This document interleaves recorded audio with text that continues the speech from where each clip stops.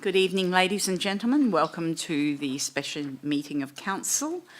I acknowledge the traditional Whadjuk people of the Noongar Nation as the traditional custodians of this land, and we pay our respects to elders past and present and acknowledge their continuing culture and the contribution they make to the region.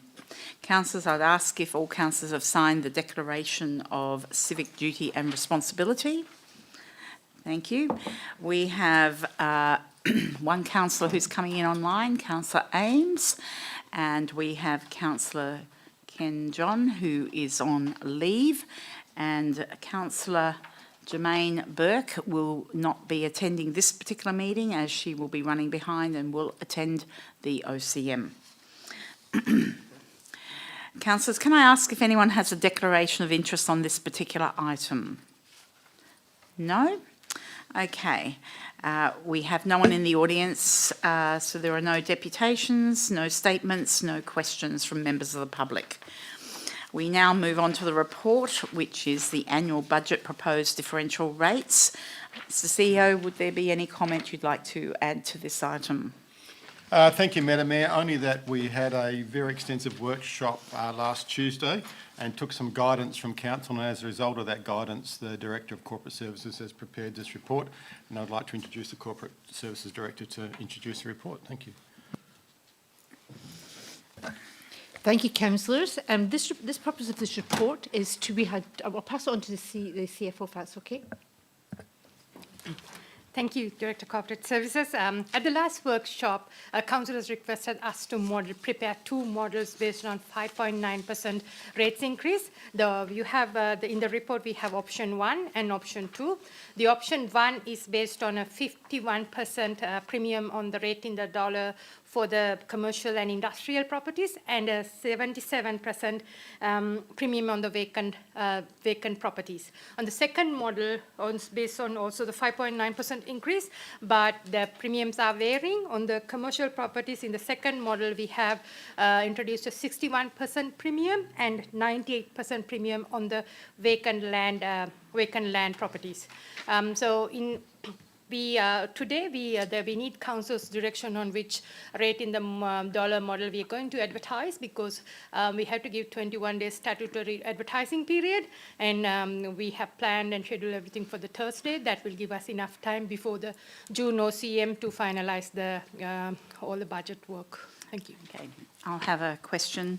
Option 2, the base rate is the residential GRV, which is at a lower rate in the dollar than option 1, correct?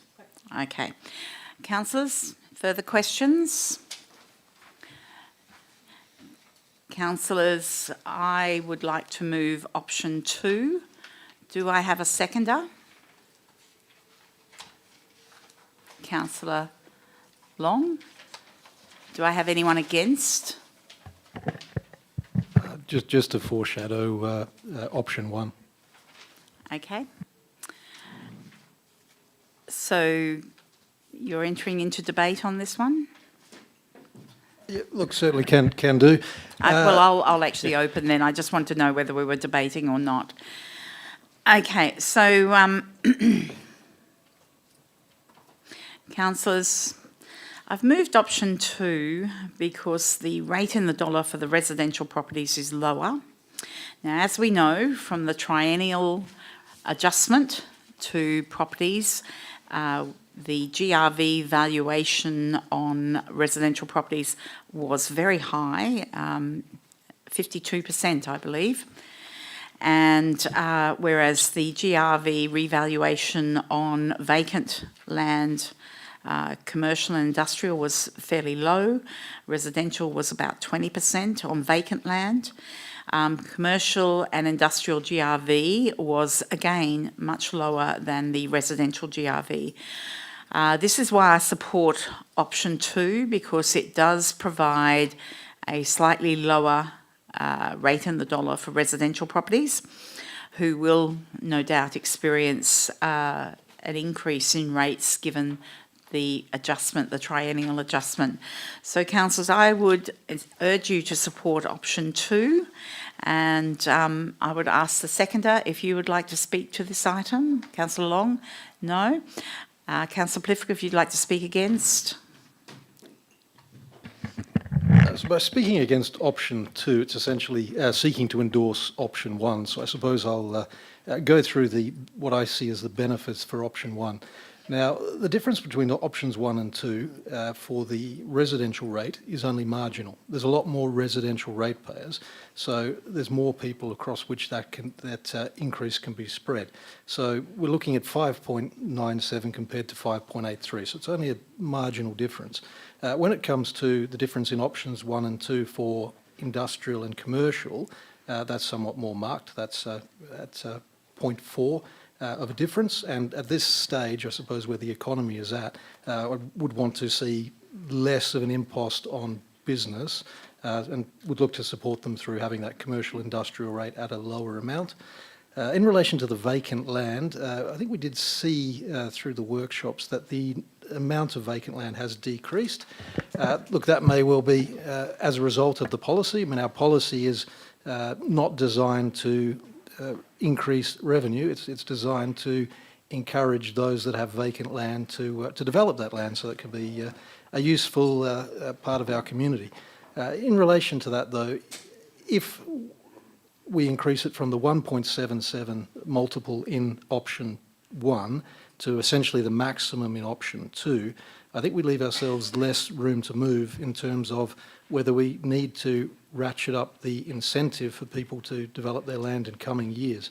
I note that we've changes at the federal government level in relation to capital gains tax after the 1st of July of 2027. There will be less of an incentive for people to land bank, so what we're looking to do may be bolstered by what's happening at a federal level. So at this stage, I don't think we need to go to the maximum that we can on the vacant land. So that's why I would prefer option 1, in that minimal impost on residential assists business at a time where the economy is not going so well and leaves us room to move on vacant land should what's happening at a federal level not prove to be as decisive as some are predicting.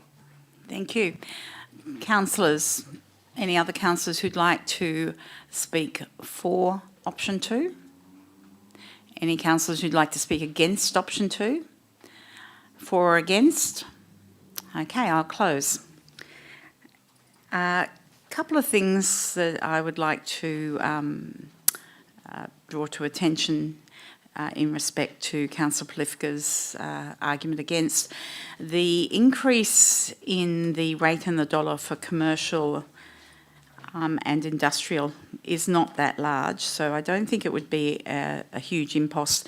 And also, given that the commercial and industrial properties, the GRV triennial revaluation was lower than residential.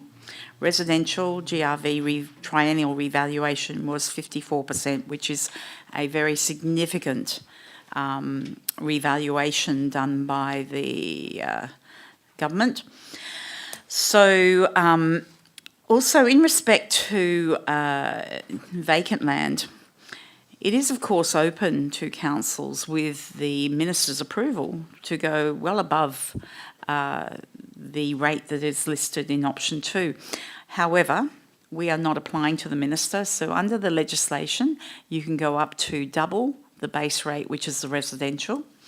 I would also remind councillors that this is for advertising. It's for advertising only, and that will garner the feedback from those community members who have an interest in this, and then it will come back to council for a decision. So as something going out for advertising, I would rather advertise the highest potential increase on the basis that if that draws a response from the community, we can hear their thoughts and understand what their thoughts are on this matter. So, councillors, I would put this to the vote. All those in favour, please raise your hand. Can I ask one question? You certainly may. Favour of option 2, which is yours. This is option 2, yes. So, all those in favour, there's myself, Councillor Carter, Councillor Long and Councillor Ames. All those against? Councillor Plifka. So that is carried. So that brings us to the close of this meeting at 5:55 p.m. Thank you, ladies and gentlemen. We have a few minutes before the start of the next meeting, and just wait a bit.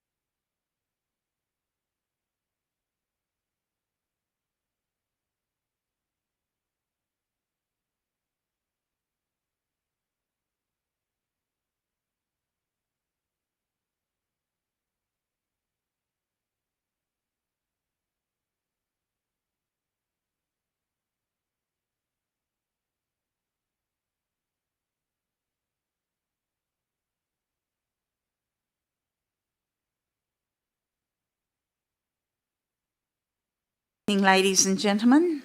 Welcome to the May briefing session. I'll declare this meeting open at 6 p.m. Kaya Marman, Kaya Yoga, Kaya Bridie, Yana Nook, Nalak Karij Winji Alak Nalak Karij Nija, Buja Bal, Wajak Nunga Buja Nalak Nini, Kura, Nijie Burawan. The town of Bassendean acknowledges the Whadjuk people of the Noongar Nation as the traditional custodians of this land. We pay our respects to elders past and present and acknowledge their continuing culture and the contribution they make to the region. Please note that these meetings are recorded and live streamed. Councillors have signed the Declaration of Civic Duty and Responsibility. I will read out what they sign. I make this declaration in good faith and declare that I will duly, faithfully, honestly and with integrity fulfil the duties of my office for all the people in the town of Bassendean according to the best of my judgment and ability. So we have one councillor who's coming in online, Councillor Ames. We have Councillor Ken John, who's on leave.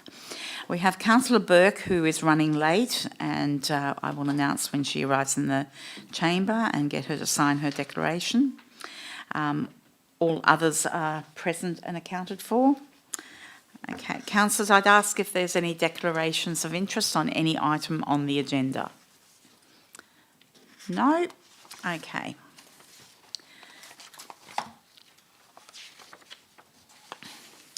So this brings us to public statement time.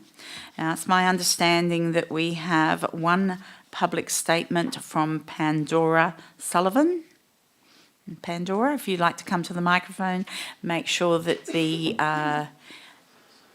microphone is on. First up again, lucky me. Thank you.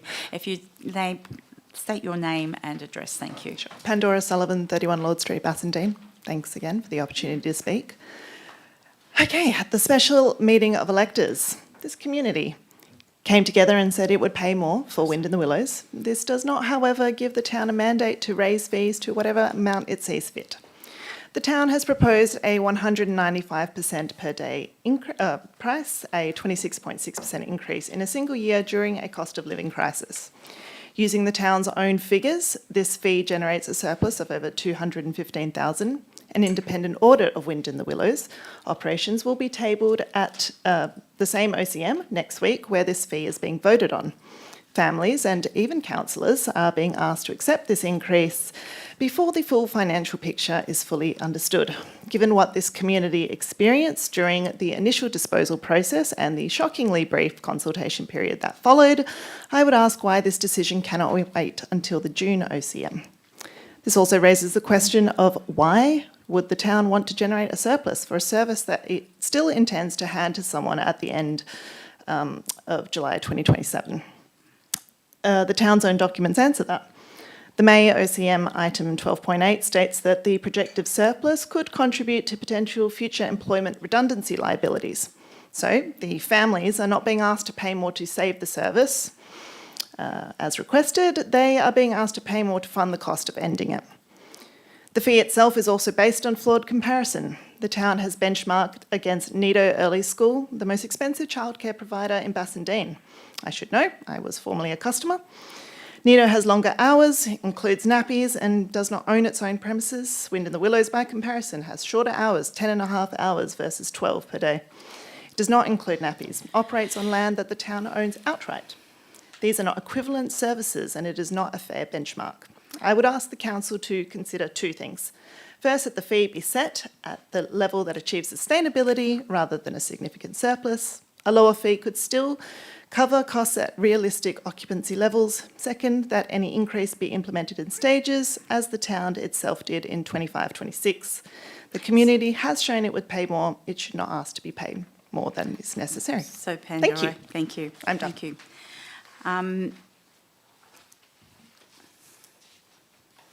Shall I respond to a couple of questions? No, okay.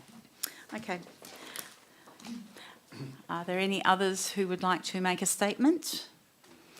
Bearing in mind statement time is 2 minutes, okay? Yep. We do have a timer up on the wall there to let you know, okay? If you Thanks. could give your name and address, that would be excellent. Yeah, my name's Renee Murray and I live at 1 Iolanthe Street in Bassendean. I am a mum to 2 children, Frankie, who's 5, and Remy, who's 2.5. They're the best.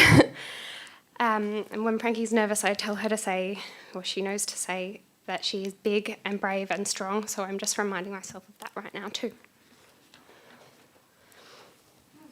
The proposed fee increase for Wind in the Willows will mean an extra $120 a week out of pocket for my family.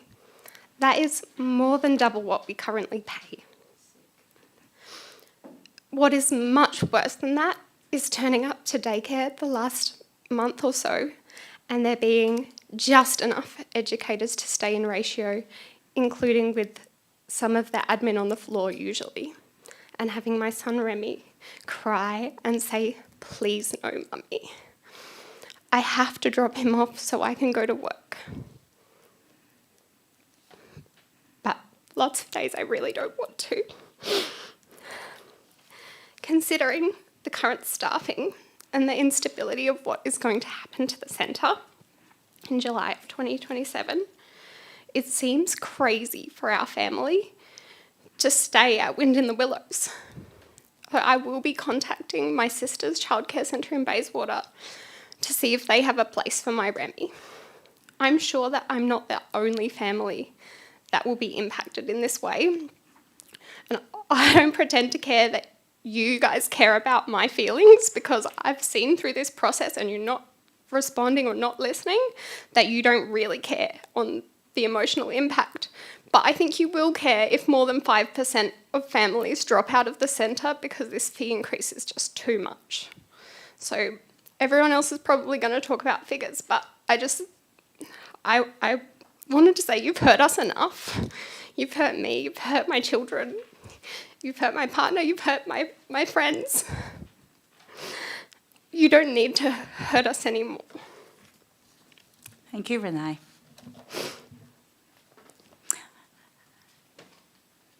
Yes. Kathleen English, 213 Clawton Way, Bassendean. Good evening, councillors. I want to speak about the proposed child fare increase at Wind in the Willows, specifically how the town of Bassendean arrived at the proposed fee of $195 per child per day, 26.6% increase, or alternatively, you can consider it more than a 40-day extra per child per day. Now, according to the Mayor OCM agenda, the town conducted what it describes as a preliminary benchmarking exercise and determined that the most comparable provider was Nido Early School, because both services are rated exceeding under the NQS National Quality Standards. When you actually compare the service, they're quite different. Wind in the Willows is community-based. It's a not-for-profit service. It owns the Bassendean site outright. It doesn't provide nappies. It operates shorter hours, 10.5 hours a day. Nido, by comparison, is a premium private provider. It leases its land, it provides nappies, and it operates 12 hours a day, so it has considerably more overheads. Yet the proposed Wind in the Willows fee of $195 per day would actually place it almost exactly alongside Nido at $198, despite being fundamentally different models with lower overheads and fewer included services. Would also make Wind in the Willows dramatically more expensive than other local providers. Mercy Care Bassendean charges about $157 per day. Buttercups and charges about $158 per day. Sparks in Eden Hill charges approximately $125 per day. And importantly, Child Early Learning Centre in Lockridge, which was also rated exceeding. It's the only one out of these daycares I listed besides Nido and Bassendean, Wind in the Willows, that is exceeding, actually charges $118 per day. It's quite a dramatic difference. So it's the lowest cost provider, and it still achieves the same quality benchmark. Under the proposal, Wind in the Willows would become one of the most expensive childcare providers in the area, and by far the most community-based not-for-profit model. My key question is if a smaller increase would still cover operational costs and even build reserves over time, is it fair or reasonable to benchmark a community not-for-profit service against a premium private provider and pass those costs directly onto local families? And apologies if you'll let me, I want to acknowledge and thank all of the educators and staff across all of these childcare services and the So, industry Kathleen, as the whole. Kathleen, I have Kathleen, some you can- handouts for you. You can, yeah, fine. No, that was the end. That's what I No, said. you've finished, thank you. I have finished, yes. Thank you. That's what I'm saying. Here you go. I'm going to hand these out. Okay.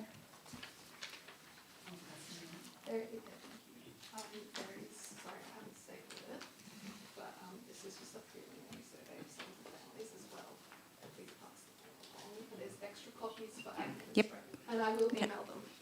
Thank you for your time. thank you. Oh, do you have tissues? There's some in the ladies. Okay, so do we have other statements? Mr. Kelly. Now, Mr. Kelly, last time you did a statement, it was longer than a deputation. I would ask if you're actually wanting a deputation. If so, I'll allow it. A deputation is 10 All right, minutes. I'll wait for the deputation then. Okay, thank you. Thank you. Thank you. Any other members of the audience? Thank you.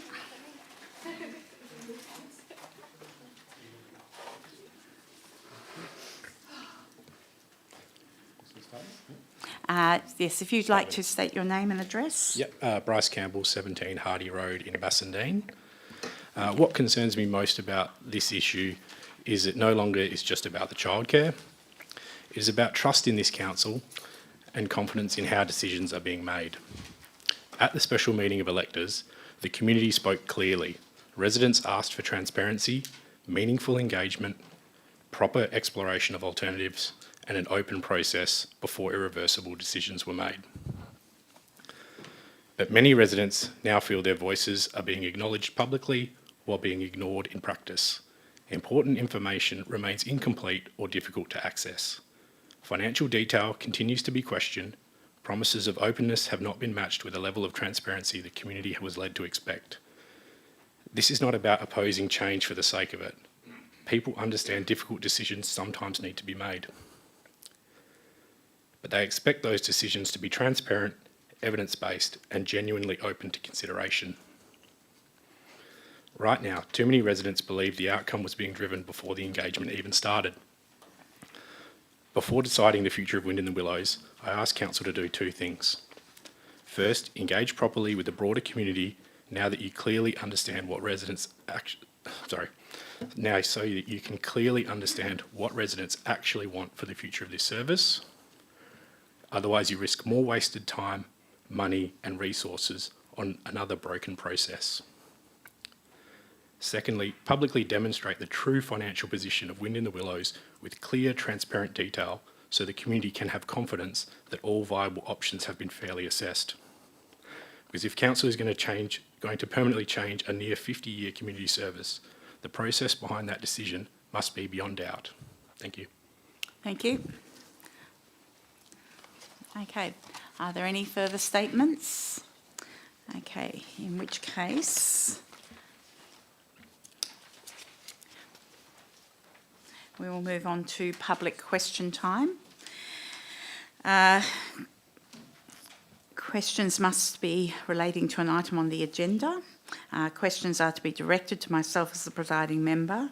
Members of the public are entitled to ask up to 2 questions before other members of the public will be invited to ask their questions. 15 minutes will be allocated for questions by members of the public unless the council by resolution decides otherwise.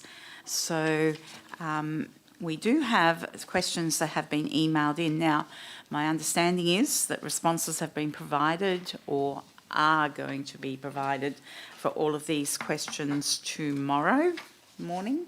Is that right, Mr. CEO? Correct. Correct, okay. So I would ask if anybody has emailed in questions, they're more than welcome to come up and ask 2 questions, but they will be getting responses tomorrow. So would anyone like to come up and ask questions, either ones that have been emailed in or others? Yes. If you'd like to state your name and address, that would be great. Thank you, Madam Mayor. My name is Katarina Wolf of number 4 Newstead Avenue. I'm somewhat intrigued about the proposed modification of item 2.8 demolition under item 12.2 Newstead Avenue Heritage Area and Draft Amendment Local Planning Policy. In particular, I'm concerned somewhat about the inclusion of the extent to which a proposed redevelopment provides a demonstrated community benefit as a criterion for assessing demolition applications in a designated heritage area. And this refers to places that are not individually listed on the heritage list or the survey. The same clause already separately refers to the extent to which a proposed redevelopment makes positive contributions to the heritage significance and character values of the area. So it seems like community benefit appears to introduce a different and potentially much broader test to what we actually assess. So I'd like to ask Council to clarify, or the officers to clarify, what demonstrated community benefit actually is and intended to mean within this context, and how it will be assessed. My concern is, for example, could an applicant argue that demolition is justified because a replacement development provides more housing, a cafe, a childcare centre, a shop, or any other use? So my concern is that this could become a broad discretionary pathway for demolition based on what is promised in the redevelopment rather than on the contribution of the existing place. Okay, Katarina. CEO, will I get... Yeah, thank you, Madam Mayor. Could I ask the Manager of Planning and Regulation to respond? Thank you. Thank you, Cameron. The reference to community benefit is intended to capture circumstances where redevelopment may provide a demonstrably improved outcome for the broader community and the heritage area as a whole. This could include replacement of a non-contributing or heavily altered building with the development that better reflects the identified heritage character of the area, redevelopment that significantly improves the presentation of the site to the street or enhances pedestrian amenity, removal of unsympathetic additions or structures and replacement with development more consistent with the heritage context, and redevelopment that supports adopted planning objectives for the locality. The wording does not create an automatic entitlement to demolition. Any proposal would continue to be assessed on its individual merits, having regard to the policy objectives, heritage context, and orderly and proper planning. And the demolition provision under 2.8, in terms of the wording, it'd be consideration of all 3 points for those dwellings. Okay, just to notify the clerks that Councillor Burke has entered the chamber at 6:30. No, I can't see. 6:17, sorry. Can't see that clock. And Councillor Burke, if you could please sign the Declaration of Civic Duty. Thank you. And Councillor Burke, while I've got you, you have no conflicts of interest with any of the items on the agenda? Okay, thank you. So, Katarina, that... Follow-on question, my second one. It will be very short. It relates directly to that. Yeah, and I very appreciate short. the clarification, but that particular definition and interpretation of that act and this item, is that going to be in the policy? Because I think we've had discussions like that before. It can be interpreted quite differently to how you interpret it right now at this point in time. And I suspect you won't be here forever. We hope he will be. So. Thank you for the question. The policy as proposed by staff is in attachment 3, and that's recommended for adoption. So in terms of the additional dot points around that, no, that's not what we've proposed. We've proposed the wording as is. As the assessor or a delegated authority in terms of making that decision, that would be how I would assess it and how I would interpret it. It's how our staff would interpret it. That's how we've come up with these provisions. And the expectation it provides a clear guideline for a decision maker in terms of what they're considering for an application for demolition of a non-recognised heritage property within a heritage area. I appreciate that, but hopefully can understand also community benefit might mean a lot of different things to Katarina, future employees. Thank you. So, okay, any other questions? Yes, sir. If you'd state your name and address. Thank you very much. Now, I note, Mr. Kelly, that you have sent quite a few questions in. If you could just ask 2, that would be great. These are 2 additional questions, not Okay. They weren't submitted earlier. Okay, so you will get, the ones that you've submitted, you will get a written response tomorrow. Yep, I understand that. So Dave Kelly, 195 Old Perth Road, Bassendean.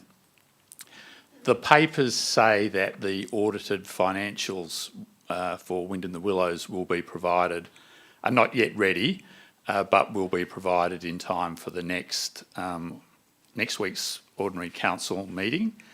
Can I ask, when will those audited financials be made public so that members of the public can see them prior to the council meeting? Mr. CEO. Thanks, Madam Mayor. Thank you, David. The reports have arrived this afternoon. They'll be made public tomorrow. councillors have those on their desk now as a hard copy because they arrived late from the auditors. Just for clarification though, it is the independent audit opinion of the last 2 financial years, so not this year, the year ending 2024 and the year ending 2025. And that information has had no impact on setting the fees and charges for this year. What has had an impact on setting the fees and charges? Sorry, the question was, when will they be made public? And that's tomorrow, is it, on the website? Yeah. Okay. But I need to finish because you do have a question relating to that, and the answer is they have no relevance to the officer's report of setting the fees and charges because there's a profit and loss statement in there that you asked for. I'm just conscious of the time. I've got a second question. Okay, All so right. your second question, sir. The second question, it's been raised with me that the process that the town has followed to dispose of Wyndham the Willows may not be consistent with the Local Government Act. Section 3.59 provides a process where an asset is of a certain value. I'm sure you're aware of that. Can I just confirm the view of the administration as to whether or not this asset is of a value that triggers 3.59 So, Mr. of Kelly, the Act or not? Mr. Kelly, we'll take that on notice. You'll get a written response tomorrow. Okay? I would have thought, given that this Mr. process Kelly, has been on Mr. foot... Kelly, I'm the presiding person. Right, I will okay. take that question on notice and you will get a written response tomorrow. Madam All Mayor, right. can I just add that has been answered and it's publicly available on our website now. It was correct, 3.58. It's been independently assessed, and that we're going back 2 months. You're raising something that's no longer an issue. Well, it was raised with me today, so Okay.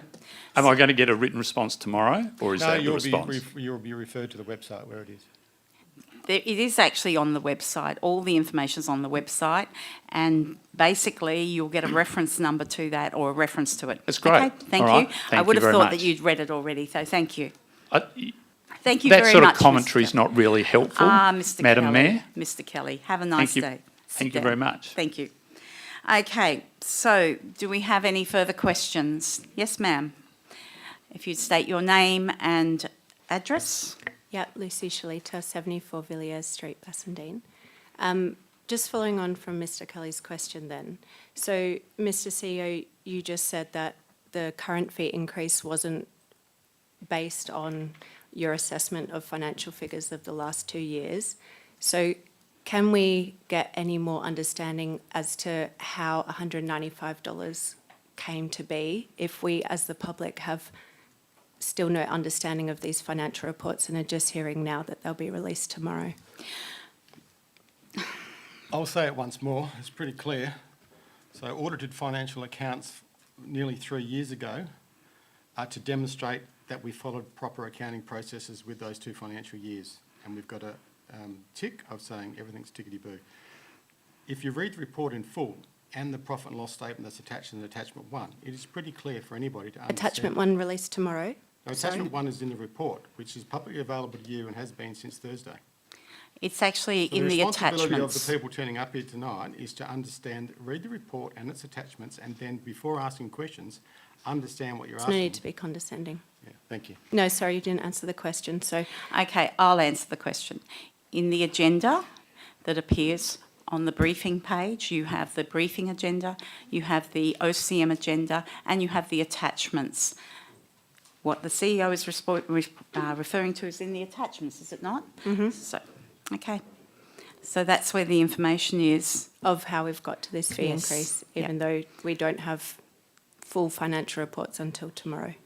No, you're the saying- full, okay, this is going round in circles. The full financial audited figures are for previous years.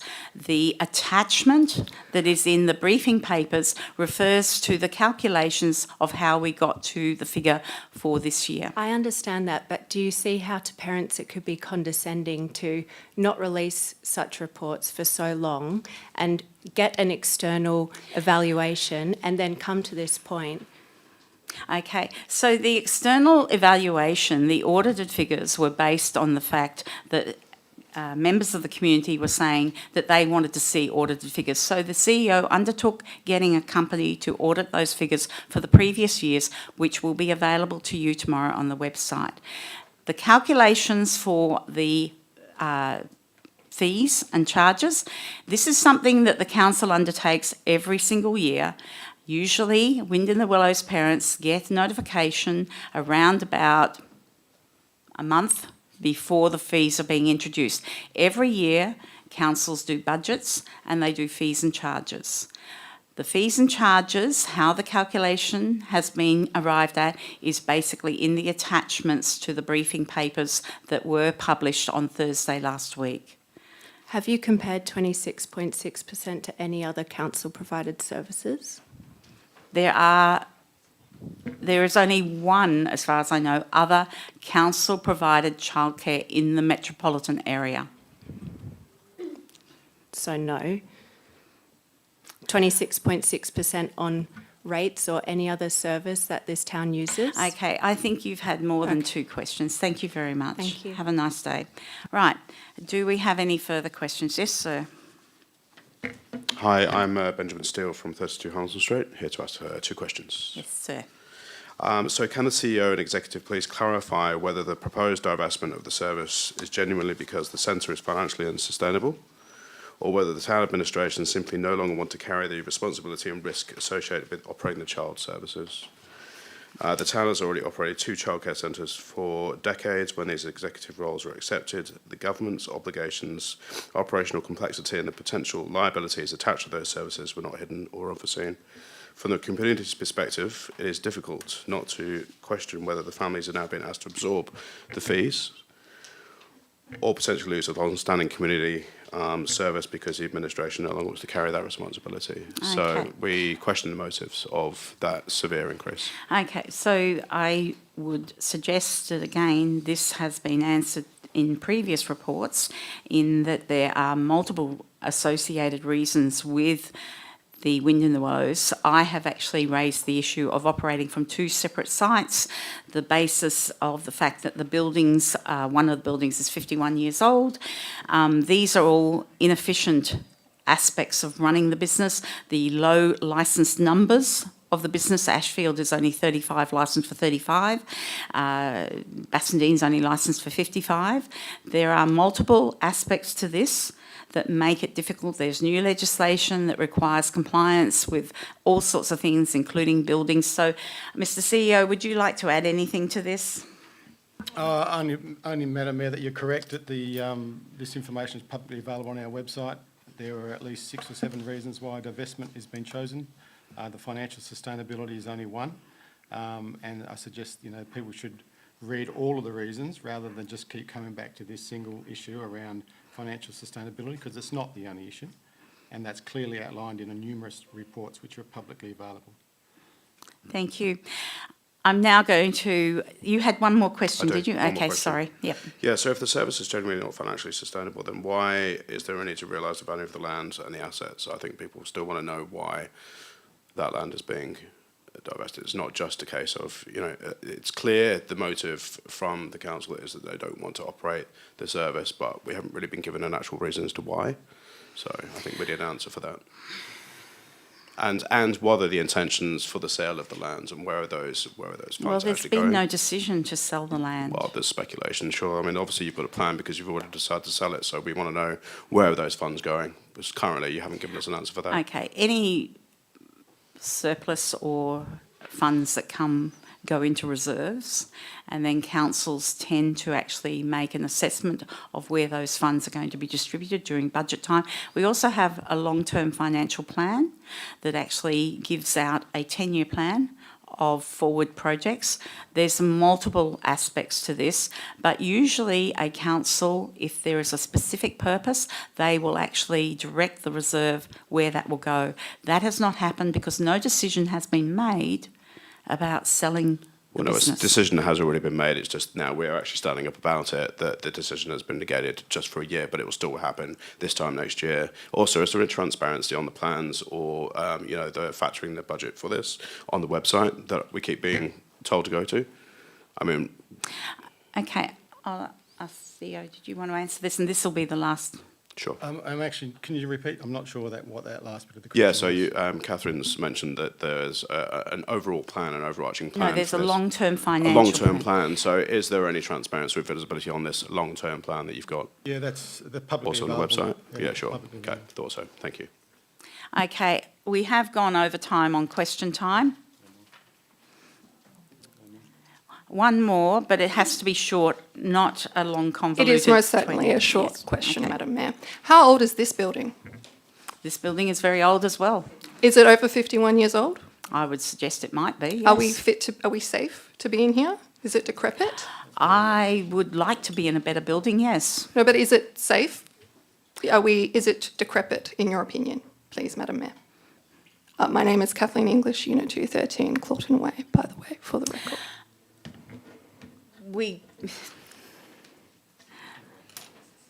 It's not really relevant to this particular. It's relevant to my question.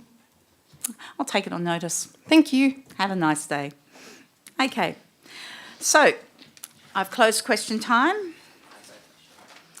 We have gone well over 15 minutes, and as I said at the beginning, it's 15 minutes, 2 questions per person. I will allow this, but again, short. Yep. I've asked this question actually before, but I'm going to ask it again. Yeah, you can roll your eyes, that's fine, but I find it extremely rude, so I'll put that on the record. At the OCM on the 25th of March, which the town took on notice, my question regarding redundancies of staff, and subsequently would not answer that question. Since the special meeting of electors, the town has committed to being more transparent, including adopting a transparency statement as part of the amended motions at the April OCM. So I'm asking for redundancy figures. You can use a date of the 30th of June 2027 and you can do financial forecasting of what those redundancies may cost. When can we expect to receive those figures, given there has been ample time to calculate the entitlements? Thank you. We'll take it on notice. That's fine. But you took it on... That's it. No, that's it. I'm sorry. Take a seat, please. Okay.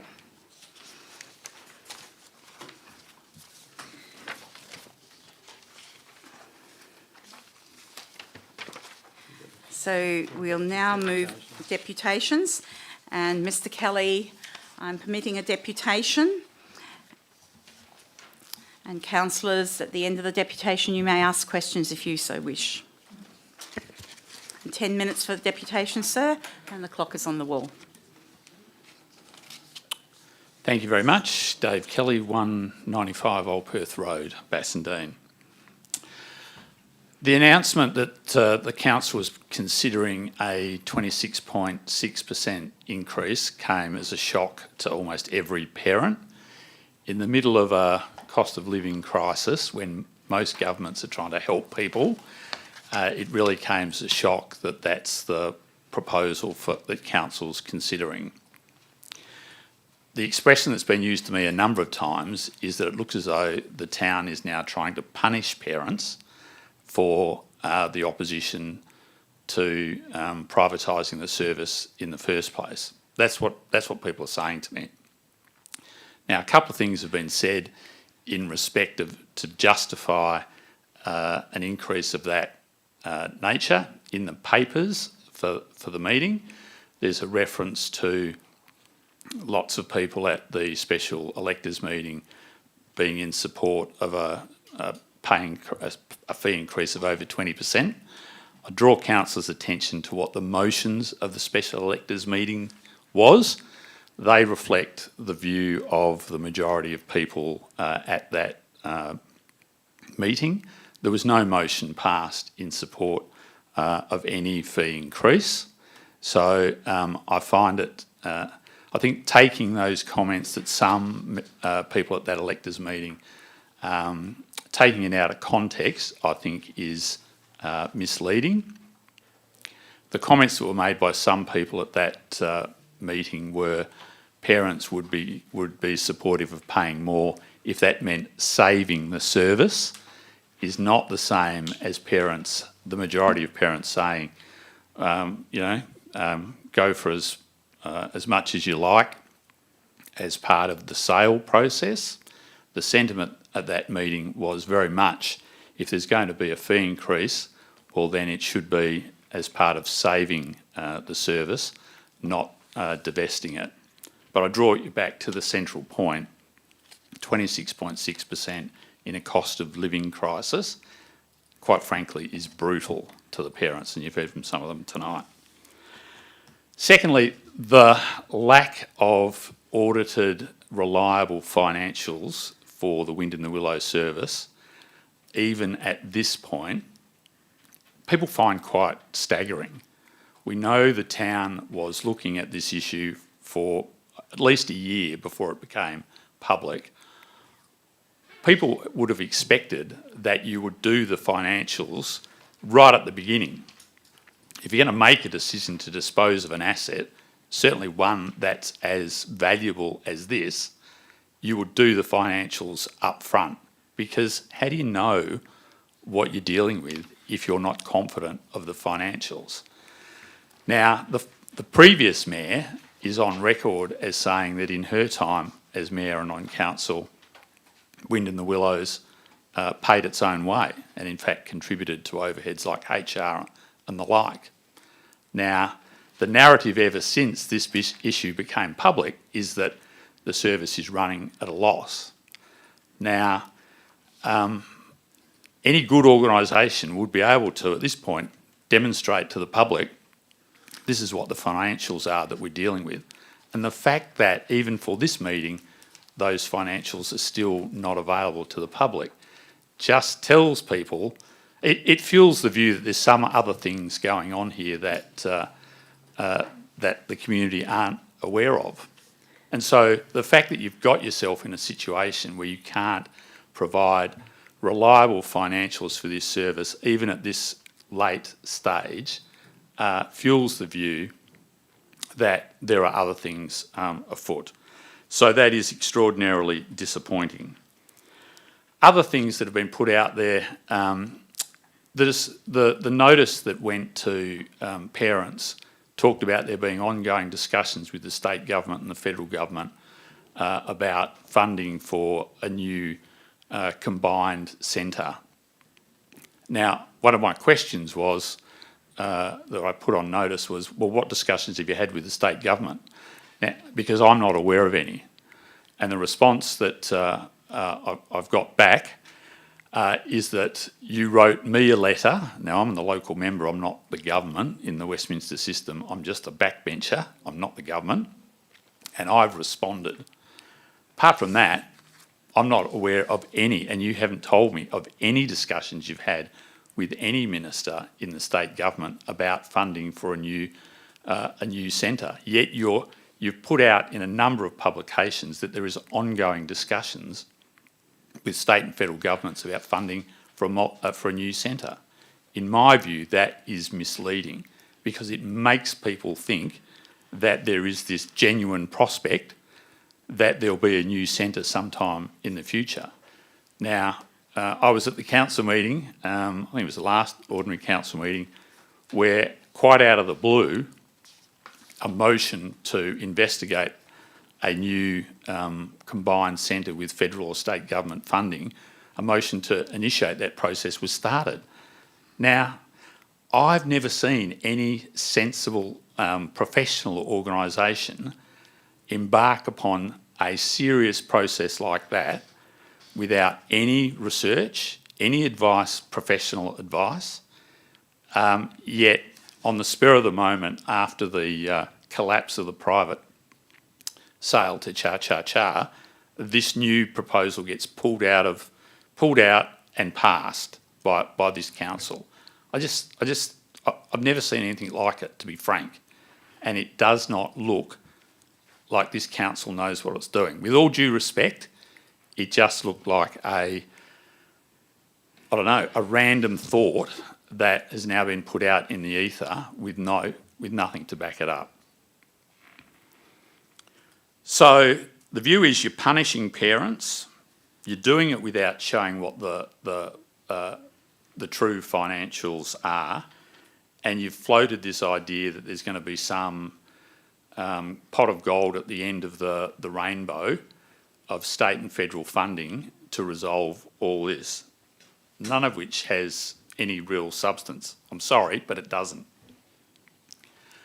So it looks as though some members of the administration and the council have wanted to divest itself of childcare services for quite a while, and there's been built a view that it's unsustainable financially to justify it.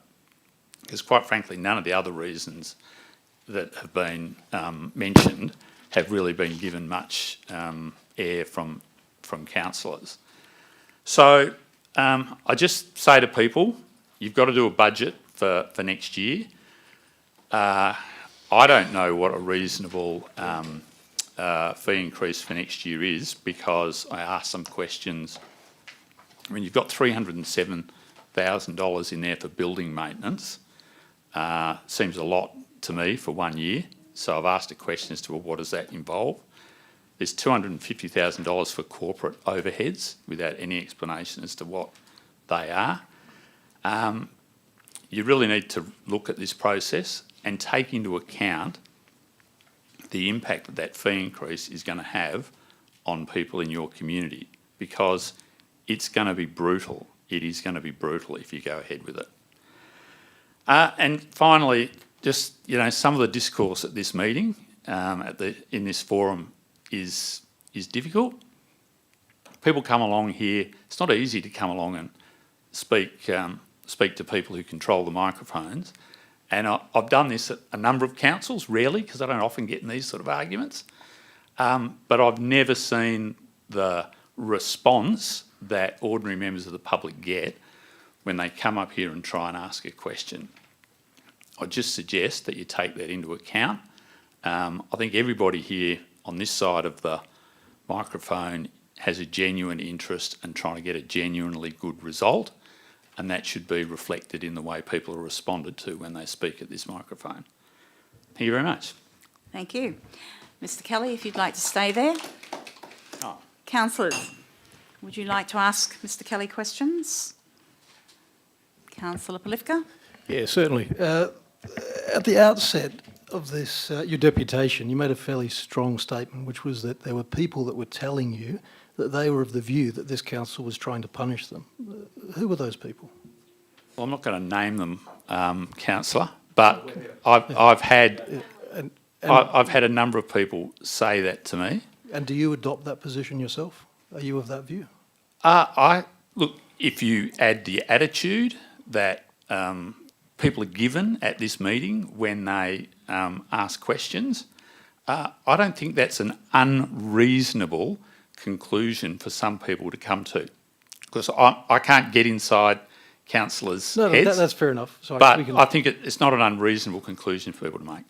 In terms of the fees, one of the other questions you've asked, which you will be provided with an answer, was what was the break-even figure? Do you believe that in this cost of living crisis that this council should be looking to arrive at a break-even figure so that other ratepayers don't have to effectively subsidise this service? Look, I've asked a whole bunch of questions which would inform whatever the decision might be. What is a break-even figure is one of the data points you'd look at. But I don't know how much are currently, I don't know the full picture of your financials, so I can't answer that. Perhaps at the OCM there may be an opportunity once you've reviewed those documents. Yeah, possibly. If I get an opportunity again, yeah. And do you also accept that the town of Bassendean is one of only 2 local governments that are currently conducting childcare services? Oh, look, that's what you've said, so I don't dispute that, no. Now, But I don't think I know how important childcare services are, and I've seen a move, and I think the Mayor might have released figures before about the percentage of childcare centres that are now not-for-profit, and I can include local government in that not-for-profit, and how many are for-profit. Part of the growth in the private centres is where the metropolitan area is expanding, there's very few new not-for-profit centres starting. So there has been a massive growth in the for-profit sector. Now, I've got to say, most people would look at whether or not that's been good, one, for the taxpayer and good for children, and most people would say, after probably 2 decades of private providers being dominant in the industry, that the taxpayer's not doing a good job and they really struggle to meet the standards. So I don't think it's a good thing just to say, in the past, people have moved away from not-for-profit groups, therefore we should do it too, when the evidence shows that's not been a good result. But I suppose you preempted my next question, which certainly I think we're in furious agreement that early childhood education is important. Where this council has demonstrated that despite its best endeavours in the past few years, this has been a money-losing endeavour for the local government, which has come at the expense of the ratepayers in general. Given that it's that important, and we do see that local governments aren't able to provide these services, do you believe that that's something which the state government should do as part of the education portfolio, where we talk about childcare being early childhood education? Is that something which potentially would be looked at? Look, the point you made there, Councillor, in the last couple of years, despite best endeavours, this has been a loss-making exercise. That's what people don't understand, that for 40 years, the people in this building have been clever enough to run childcare as at least a break-even exercise, and plenty of not-for-profits are currently profitable. People don't understand why all of a sudden the council is now saying it's too hard for them, they're losing money, especially in the absence of financials that people can rely on.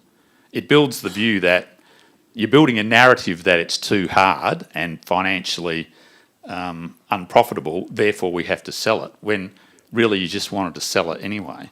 Well, leaving any supposed motives out of it, in terms of this council and one other being able to provide these services, where historically a lot more local governments did, that's not an issue which would be relates solely to this local government, it's to the entire sector. So just in terms of solving that problem, if we say that the pinnacle of daycare, early childhood education is a model that's run through local governments, is there something that the state government Excuse me, you're not allowed to speak. This is between the deputation and the councillors. Just in terms of that, so that, I mean, we're talking about Bassendean, but as a broader... Sorry, I did miss your last point there. Sorry, if you just repeat it. Look, I can repeat that. Look, in terms of historically there's been lots of local governments that have provided these services.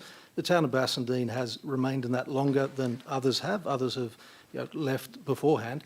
But if, as a whole, the local government, and you're saying that local government providing child care is the pinnacle of childcare and a good way of rolling out that service, is there something that can be done statewide at a state government level to provide that support for early childhood education through daycare? Well, if you need state government support to continue to run childcare, I suppose you'd have to make the case that that is the case. But there are plenty of not-for-profits around who still run it on a financially sustainable basis. And so the question would be asked, why can't the town of Bassendean do it? What people think is the driving force behind this decision, I suppose 2 reasons. One is the value of the land. And secondly, it's almost like an ideological point of view that the town of Bassendean shouldn't be involved in childcare. It shouldn't be involved in youth services. It should distance itself from aged care. Mr. Kelly, I'm aware of time, and that's speculation on your part. Councillor Plifka, I'm going to draw a line under this because we have one other councillor who'd like to ask a question. Sure. Councillor Ames. Yes, thank you, Madam Mayor. And Mr. Kelly, can you hear me clearly? I can, thanks, Councillor. No worries at all. My question to you is that you've mentioned this on a number of occasions, that the individuals that have spoken to you, as well as yourself, think there's something afoot within our council as to the reason why we are quickly divesting from this service. Can you elaborate on your thoughts on those? Well, I suppose I touched on it at the end of the question with Councillor Paliska. people think that there's an ideological view in the council that services like these aren't core business, and that I think that's been used by, I think the CEO's used that expression that childcare is not core business, and therefore the town shouldn't be involved in it. And if they divest themselves of this service, you get the value of the land back into the council, and you don't have to worry about these sort of fringe issues. Now that's an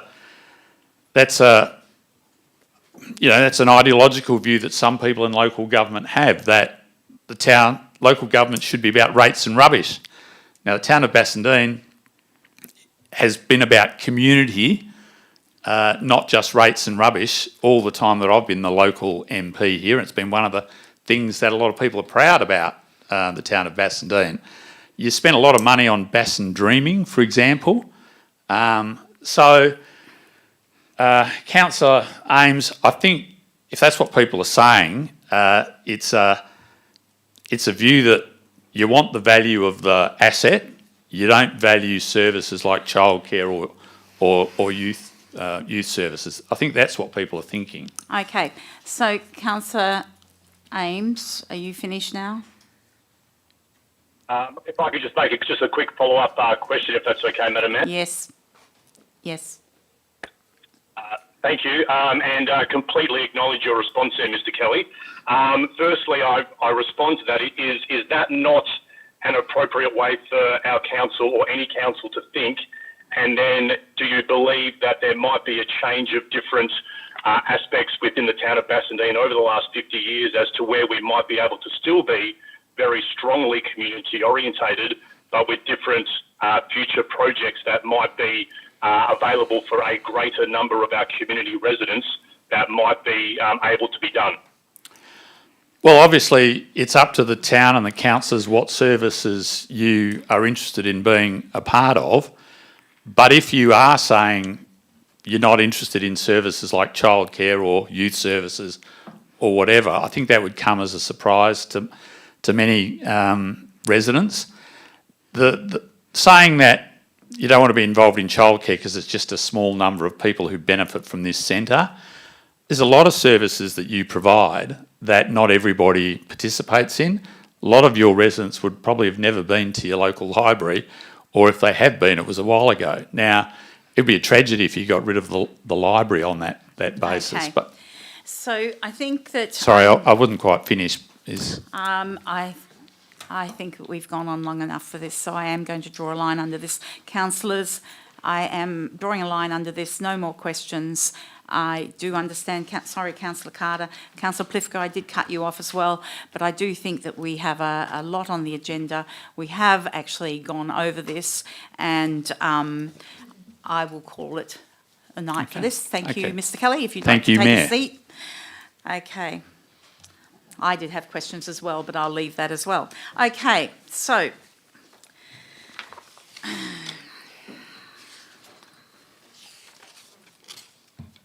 we will go on to the report items. So the first item is the 12.2 Nurstead Avenue Heritage Area and Draft Amended Local Planning Policy number 4, Heritage and Character. Mr. CEO, did you want the officer to speak to this? Thank you, Madam Mayor. Yes. Thank you, Madam Mayor. This report seeks Council's final adoption of the proposed Nurstead Avenue Heritage Area and the amended draft Local Planning Policy number 4, Heritage and Character. The draft policy and proposed heritage area were advertised for 28 days between March and April, with notification provided directly to affected landowners through the town's website, public notices and signage within the area. A total of 13 submissions were received. Importantly, no objections were received to the designation of Nurstead Avenue itself as a heritage area. 9 submissions related to the broader policy amendments, particularly the proposed removal of the exemption that currently allows the demolition of non-heritage listed properties within heritage areas without development approval. While several submissions raised concerns about increased regulation and potential impacts on redevelopment opportunities, the administration maintains that requiring development approval for demolition within heritage areas is appropriate and consistent with the intent of the state planning framework for heritage areas. The report and The administration have also recommended modifications be made to the draft amended policy in response to submissions received. The modifications and rationale are outlined within the report. The administration considers these amendments to improve the clarity, consistency and effectiveness of the policy while maintaining the original intent. These modifications are minor and do not substantially change the local planning policy that would, as such, to require additional consultation by the town. On this basis, it is recommended that Council adopts the proposed Nurstead Avenue Heritage Area and the further amended draft local planning policy number 4, Heritage and Character, as contained in the attachment 3 to the report. I'll further expand, obviously for the benefit of Ms Wolfe, and her question, the rewording, particularly for 2.8 in relation to demolition, essentially was to reword the modified advertised policy that was with the recommendation that you made yourself, Madam Mayor, at the February Ordinary Council meeting, and dividing the initial 2.8A into 3 parts to have clear criteria for properties that are on the State Heritage Register or Local Heritage List, properties in a heritage area that are identified on the Local Heritage Survey, and then properties that do not have any recognised heritage value that are within a local heritage area. And the commentary about the benefit to the community from proposed redevelopment was an existing provision, and we've just carried that through but modified it to read clearer for the 3 types of development that the application of the policy would apply to. Thank Any you. questions? Councillors, questions? Councillor Polifka, then Councillor Carter. So is that provision where demolition or redevelopment would be permitted where there was a demonstrable community benefit, is that a general condition which finds its way into most planning instruments as opposed to something which is unique to this particular planning area? Yes, it would be. It's standard kind of planning practice to consider the community benefit of a development as part of the matters to be considered. And in terms of those instruments, you ordinarily wouldn't pass those without that, I suppose, backup provision which would allow the council to retain some discretion as to allow those sorts of things or not? Yeah, and I think the key for this provision is the discretion that we're looking at. The proposed redevelopment provides a demonstrated community benefit and the extent to which the proposed redevelopment makes a positive contribution to the heritage significance and character values of the heritage area. So it needs to be read in conjunction as a assessing officer or a determining authority, be it myself or council noting it's within a heritage area or a DAP application if it warranted it. It would allow them to make a reasonable decision on its merits when making that decision. But just to confirm though, any of these decisions which are in heritage areas will come before council? No, there is staff delegation as exists in the delegations register, but noting that it is within a heritage area, there is the ability for it to be called in by council. And so the method of doing that would be to adjust the delegation register as opposed to the policy? That would be correct if that was council's intention. Okay, thank you. Councillor Carter. Thank you, Madam Mayor. I'd like to ask, because this is an issue that came up tonight, and I think it's a very well-made one, that the interpretation of something is fairly vague, its community benefit, is open to whomever's looking at it, and it would be nice to be able to make it tighter. And that came home to us very strongly with the demolition within weeks of each other of 2 beautiful heritage homes in Devon Road, which we had no idea was going to happen. Happened, and we got asked about it, and we had no idea that would be there, because this is a very, very strong heritage area. You're not even allowed to subdivide most of those blocks. So the protections for Nurstead Avenue heritage areas was not as strong, as I understood it, as the Devon Road heritage area. So how is it that we are going to make it stronger when we don't even know when a demolition is going to happen? I'm sorry if it sounds a bit thin, because it was very upsetting to find out. Thank you for the question. Thank you. This probably takes us back to the February Council meeting in terms of the reason for this proposed modification to remove the exemption for properties that are identified on the local heritage survey in a heritage area. So the application of the policy, if adopted as per the attachments, it would, when they lodge a demolition permit and if they're in a heritage area, it would trigger the need for a development approval to be obtained first. And the provisions proposed under 2.8 would apply to all 5 of our heritage areas. And in particular for Devon Road, if it was an identified property on the local heritage survey, the considerations under 2.82 would be looking at the heritage significance of the place and the feasibility of retaining, restoring or adaptively reusing the place, including incorporation into new development. We haven't mentioned kind of redevelopment and the community benefit as an assumption that there is a presumption, against the removal of a heritage or a property with identified heritage significance, be it on our heritage list or on the local heritage survey. Yes. Thank you very much. Yes, I do understand that, and I'm actually very happy with having Nurstead Avenue precinct designated a heritage area because it clearly is and required it. But I'm still nervous, and I would like some stronger sanction against demolition for what seems to be no reason. That's my opinion, of course, so that has absolutely no bearing on things. But is there a way, do you think, that we can make these sorts of things stronger? I know that you've said that you've probably covered all the bases and you've dotted the I's and crossed the T's, but it's very, very worrying for us, particularly when you had 2 lovely homes just knocked down. Sorry. Councillor Carter, can I suggest that perhaps the officer may take that question on notice and provide you with some feedback in the next day or 2? Would that be possible? Thank you, Madam Mayor. Happy to take that because on I'm very notice. interested in that answer as well. Okay. Okay. Yeah, thank you. I do have a question that's along the same lines, so you may take this on notice as well. For a greater community benefit, to the extent to which provides demonstrated community benefit, originally I had proposed the amendment which was the extent to which the community would benefit from the proposed redevelopment of properties that do not in themselves possess heritage significance. So the reason I worded it like that, which is the version that went out to advertising, was to ensure that anything that had any semblance of heritage significance would not be subject to that assessment of community benefit.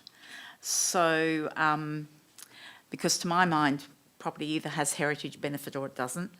So I think for me it's fairly clear cut. So could I get you to just think on that one as well and see if there is wording that might work a little bit better? Happy to workshop ideas with yourself through the week before it's presented to council. Okay. I guess I'd probably like to add that in terms of the provision 3, which this is referring to, is for those properties that aren't recognised as having individual heritage value or heritage significance within a heritage area.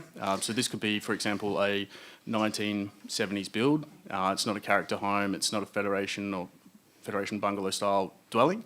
So it's consideration for those that don't kind of keep with the character and heritage values if they were to be redeveloped, and considering what that would look like in replacing that dwelling that doesn't have that kind of recognised formal heritage value or significance. Thank you very much. I actually did believe that was your intent, but I do take on board what Councillor Carter has said, that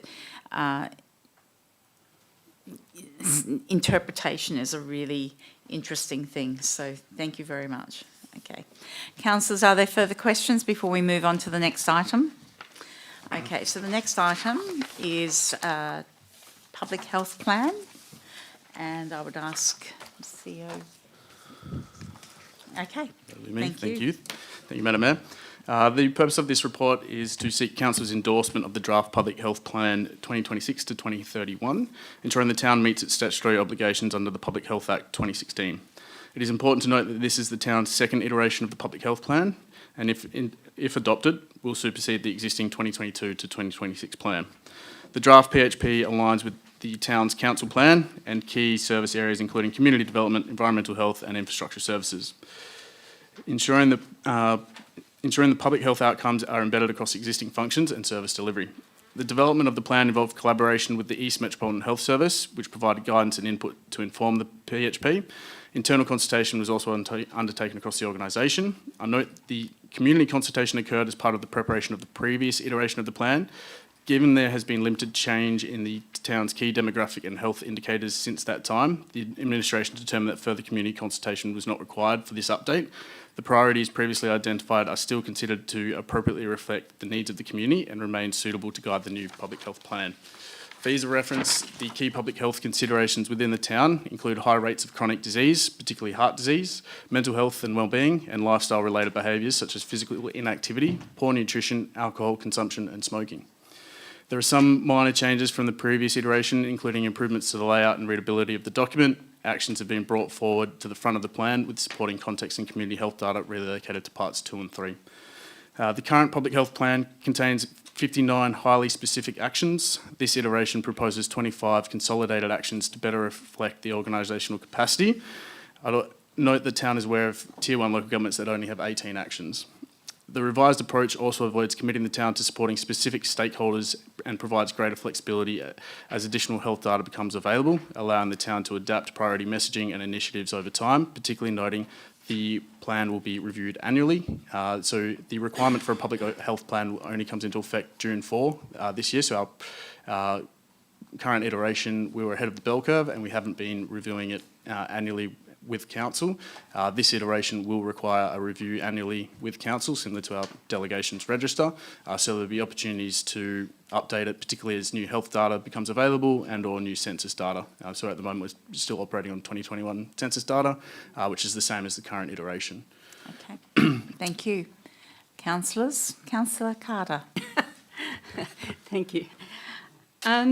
First of all, can I congratulate the staff who put this together. It's a very clear, concise, very well laid out plan and excellent work. Thank you. I was a bit concerned only that the cultural and arts, sorry, I'm putting my little hat on, the culture and arts perspective isn't given much of a, interest. Were you aware that the WA Chamber of Arts and Cultures published their report on the budget a week ago? And in that, they found that a scale of participation in arts and cultural activities is 74%. And the scale as against those that have taken part in sport and recreation activities at 44%. So we know, and we did have a discussion about the library, and the library is a social hub as well as being a lifelong learning place. So is there any way to perhaps expand some of that, or shall we leave it to the following year? But I'd like to see more things to deal with because we do have a very, very interesting history and culture here in Bassendean. I'd like to see more emphasis on things, and they can even... sorry, Madam Mayor, I am rambling. You are. Questions. They can, as my way of thinking, they can even sort of partnership with physical activity. For instance, our history walks. None of that's in this plan, and is it possible to include those? But anyway, on the whole, a terrific plan. Okay. Councillor Carter. Must keep you at questions, okay. Thank you, Madam Mayor. I can provide a brief response to that. Under 3.2 of the plan, it's our social wellbeing and community connections actions. The idea of existing programs that the library already runs, such as our heritage walks, would be included under actions such as 3.2.1, foster a connected, inclusive and resilient community through events, programs and shared spaces. So in terms of the intent, I guess, of the administration was to keep them, the actions a little more generic rather than being so specific to the 59 that we currently have. The council has provided reporting on our public health planning quarterly, and you'll often see that there are instances where there have been actions that we haven't been able to action, and that has been reported and probably reflects poorly. The plan that we have prepared and is in front of you tonight is one that we believe organisationally we can deliver based on our current capacity. Okay, so thank you. Councillor Plifka. So it's page 213 of the attachments, or 3.4.5. So this is the tree canopy. So we're looking to increase that to 30% by 2040. And I see with the time frame we've got 5 ticks there for the different years. Are we able to set milestones on the way to that target? So I know that, for example, in the context of governments setting emissions targets, they'll set some lofty target but well off in the future. Are we able to set interim milestones so that we know that we're on track to get to the 30% by 2040? If you don't mind, I'll hand that question over to Nicole. Thank you, Councillor Plifka. So there's a separate report going to this meeting, which is policy review for the Street and Reserve Trees Council policy, which does cover an interim target for roads and parks. So I could probably address that when it gets to that item. But the 30% target is based on the Perth and Peel target that the state government and WELGA have endorsed. But our 30% is different to the... Is it different to the state government target, which I think included different categories of land? I think there was some issue with the kinds of land that could be included. Yes. Through the chair, it covers the entire land area. It's not limited to specific land uses. Okay, well, I'll leave it till we get to that item. Thank you. Okay. Councillors, further questions on this item? Okay. So we'll move to 12.4, which is the Town of Bassendean Reconciliation Action Plan endorsement. So, thank you, Mr. Snadden.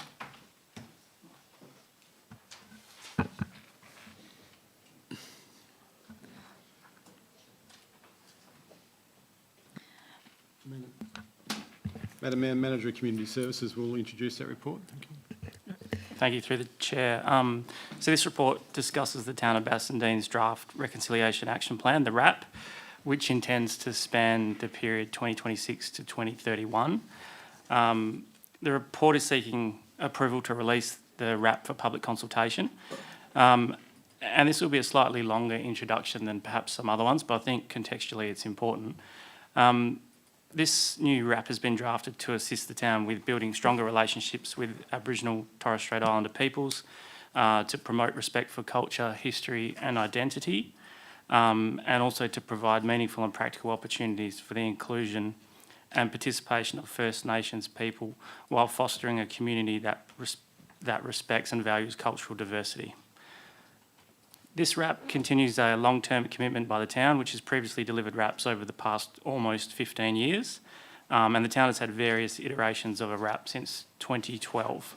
The new RAP focuses on realistic and achievable actions, strengthening mutual respect and understanding, and importantly, embedding reconciliation into everyday council operations. The report covers how the community had been involved, and how the RAP has been shaped through a structured consultation process, which was run by an external consultant. Some of that consultation included community surveys, community workshops and stakeholder sessions, staff workshops and internal working groups, and engagement with schools, community groups and the South West Aboriginal Land and Sea Council. Further, the report highlights what we learnt during that process, and in summary, many people were unfamiliar with RAPs. There is a strong interest in cultural events, education and storytelling in the town, and there are opportunities for better engagement with our Aboriginal community.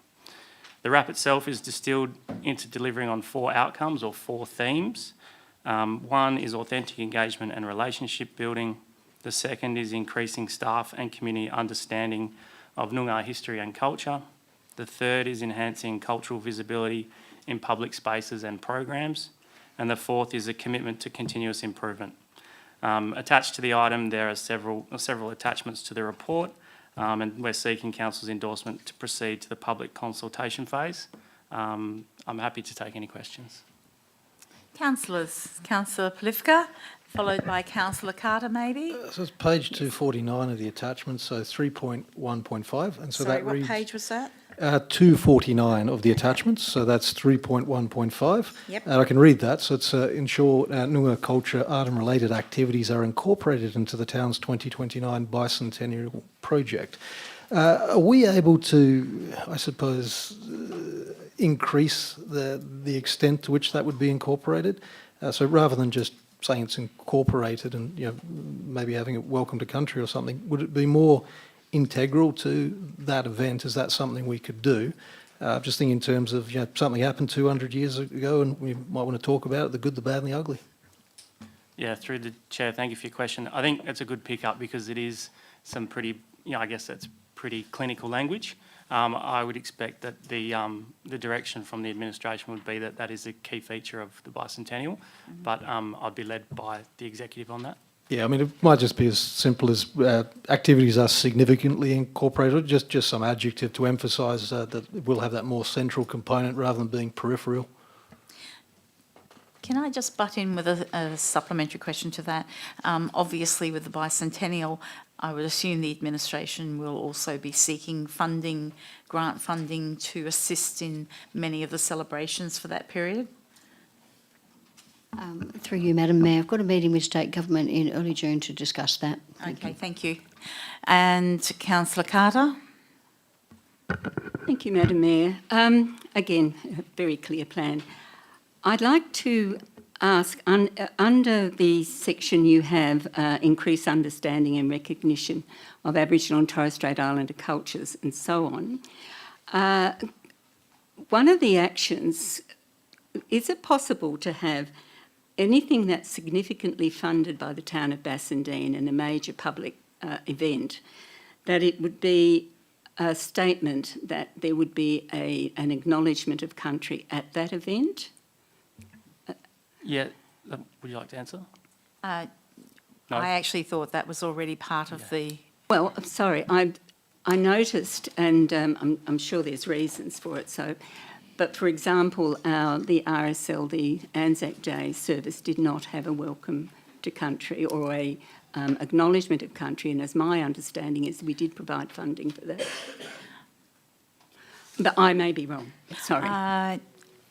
Okay, I think we can talk about that afterwards. I thought there was one right at the beginning, but it was very brief. It was very brief, yeah. Okay, so councillors, it was extremely brief. I will grant you that. In that case, I'll take that back. I think that's fine. We're not asking for... Okay. So further questions, councillors? No? Okay. And Councillor Ames, I'm sorry, I haven't actually referenced you for a while, but you seem to be quite... You're okay, you're not asking questions, or we've lost you. No? Okay. We now go on to 12.5, Policy Review, Street and Reserve Tree Council Policy. So thank you, sir. Have a nice evening.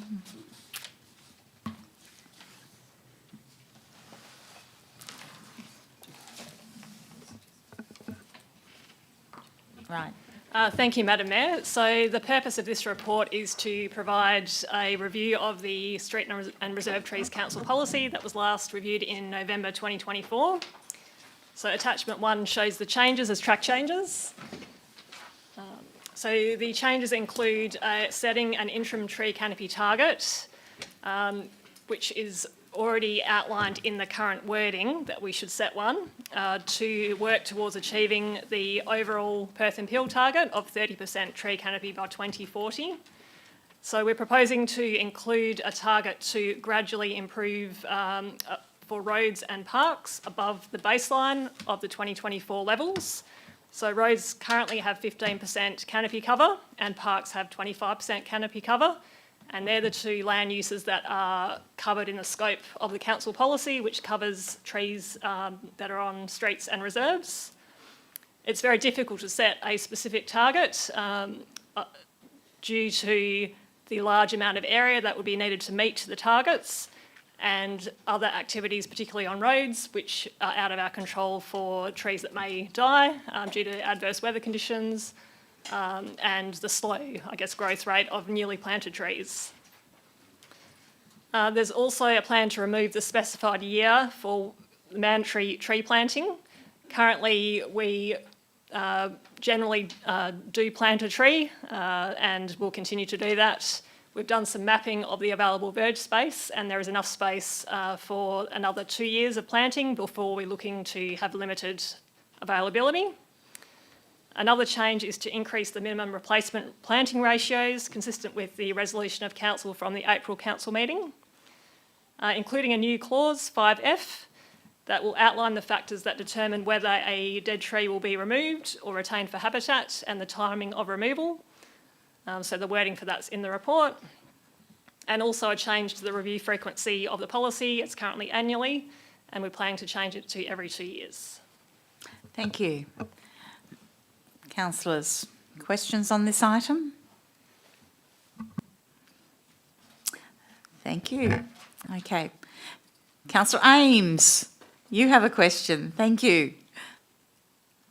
Yeah, thank you, Madam Mayor. I'm still here in cyberspace. Question, obviously, for the Director. Your comment there was in regards to the verge planting opportunities for the next 2 years. We've got, obviously, capacity to do that. Okay, we now find ourselves in 2028. Where do we go from here in regards to maintaining our canopy? Through the Chair, there will be additional opportunities with the underground power programs. So this is based on the current overhead power lines. And at the moment, we generally just plant where there's no power lines unless we're replacing a removed tree. Fair enough. Thank you very much.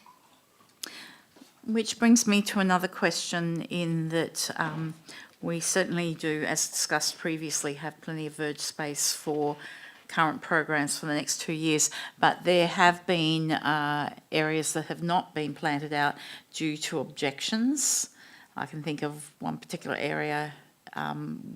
So those properties that have in the past objected to having a verge tree, my assumption is that as per previous resolutions of council, that there will be planting programs started in those areas in a couple of years' time.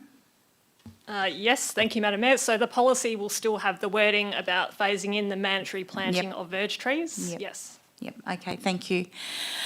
Okay, councillors, unless there's any further questions, we're going to go on to 12.6, local law review, activities in thoroughfares and public places and trading local law. And again... Thank you, Madam Mayor.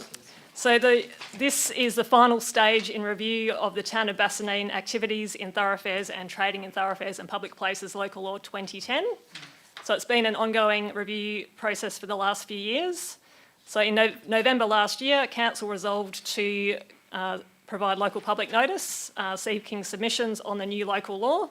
That was then advertised between November and January of 2025. 2 submissions were received, one from a resident and the second was advice from the Department of Local Government, Industry Regulation and Safety. The comments received and a response to each is provided in the comments section of the report. Only minor amendments have been made, which are listed in the report. Probably the one I'll note is we've modified the definition of acceptable materials slightly, and that's based on feedback from the department and the example of wording given from other recently approved local laws. It doesn't change the intent of the definition, it's just a minor review. We've deleted 2 clauses based on feedback of the department, and that's based on other local governments being requested to remove those clauses when it went to the Joint Standing Committee. They're the main changes we've proposed, and as that's not considered to be significantly different, Council is now requested to make the local law. Following gazettal of the new local law, the verge treatment policy that was last reviewed in 2020 will no longer be required, and it's also recommended that this is revoked. We will need to make some minor updates to the verge treatment guidelines. However, the overall recommendations in them doesn't change, and that will be made following gazettal of the new local law. Thank you very much. Councillors, questions on this item? Like any legislation, it was drafted well and to cover most contingencies, and so that's why there'd be minimal changes. Have we considered any, I suppose, advances in technology since 2010 that we would need to specifically include, or not? So through the chair, the proposed new local law is based on the Walga model local law, which was developed a lot more recently. So it's not similar to the 2010 local law necessarily. So it's based on a more recent model that's been provided. Okay, thank you. Thank you, councillors. Further questions? Okay, so we'll move on to the next item, which is the Bassendean North Underground Power Project co-funding agreement. Now, you will note, councillors, that there is a confidential attachment to this particular item. If your questions pertain to the confidential attachment, we will have to go behind closed doors. Thank you, Ms Davey. Thank you.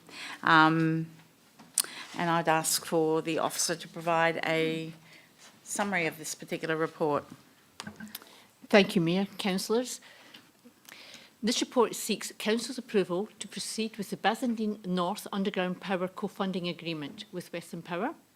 The report outlines updated project costs, project timelines, cash call payment dates, and the proposed next steps for financial modelling and community engagement. The updated estimate project cost has increased from approximately 3.4 million, which was in the 22 year, to approximately 25.7 million, with the town's contribution increasing from approximately 3.8 to 4.6. Western Power has advised the increase is mainly due to higher construction, labour, material and traffic management costs. The proposed cash call schedule is 25% in February 27, 25% May 27 and 50% in August 27. Administration is recommending that no service charge recovery from affected property owners occur during the 26-27 year, with the recovery proposed to commence from the 27-28 following further financial modelling and community engagement. The report also notes that further work is still underway regarding borrowing and financial costs, repayment modelling, the proposed service charge recovery, community communication, engagement with affected residents. Thank you. That's it. Thank you. Councillors, questions on this one? So I've got a question. The communications and engagement with the community on this particular project occurred some 4 years ago from memory. And I note that Western Power are well overdue in delivery of this project. I can't recall the date. Oh, yes, it is. It's here. March is when they provided a workshop for councillors. And am I correct in assuming that that was after much correspondence between the administration and Western Power to say that they needed to come and provide a workshop? Is that correct? Absolutely, Madam Mayor. Okay. So given that the communication and engagement with our community was 4 years ago, and I recall at that workshop asking Western Power if they were going to undertake any more communication with our community, because literally there would be people living in that area now who weren't even there when the communication was done. Have Western Power indicated that they are going to undertake any new communication with that community before the project begins? Maybe if I may, Madam Mayor, yes, certainly have, and they were actually quite happy to come to the workshop. By the way, there was no sort of arguments there. They were more than happy to come in March. But it's been agreed that we're going to have a community consultation where we're going to invite literally everybody in the precinct to come and visit. But we would like to have our service delivery charge calculated first, so that residents know what those figures are, and which is imminent. Once that's done, then we've already made plans to organise that community event where Western Power will come along with the town and will present the project. When you say it's imminent, I have heard that word before used with Western Power projects. Is imminent soon or next year? Well, when I say imminent is in the service delivery, service charge, and that's what the town's calculating. So that's, Right, that's okay. not relating to Western Power. So, as I say, they would suggest that the meeting that we convene with the residents happens after we have that figure. I'll pass that back on to Amanda for an update on the service delivery charge. Modelling is being carried out just now, so we're expecting it next week. Okay. Thank you. Councillors, further questions on this one? Okay. I think I'll email you tomorrow on some additional thoughts on this in respect to the confidential attachment. Okay. So, councillors, will now move on to 12.8, Wind in the Willows fees and charges. Mr. CEO. Thanks, Madam Mayor. The Director of Corporate Services will introduce the report. Thank you, CEO, Mayor. This report seeks Council's endorsement of the proposed Wind in the Willows daily fee for the 26-27 year. The proposed fee is $195 per child per day from the 1st of July. The proposed fee has been based on forecast operating costs, employee costs, occupancy assumptions, the feedback from parents at the SME of electors that they are willing to pay more, benchmarking against comparable childcare providers, and Council's previous directions for the service to move towards a financial sustainable position. Administration reviewed the community feedback as part of the consultation process when preparing the proposed fee model. Administration modelled a range of occupancy and financial scenarios when developing the proposed fee. The modelling identified that lower fee options become increasingly reliant on maintaining consistently high occupancy levels throughout the financial year.